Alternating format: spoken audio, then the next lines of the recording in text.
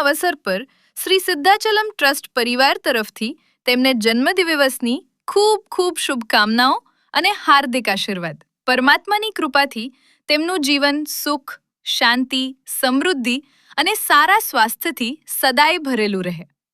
હરેન્દ્ર, તમને જન્મદિવસની ખૂબ ખૂબ શુભકામનાઓ. જો આ વિડીયો તમને પસંદ આવ્યો હોય તો જરૂરથી લાઈક કરો, શેર કરો અને તમારા પરિવારજનો તથા મિત્રો સુધી પહોંચાડો.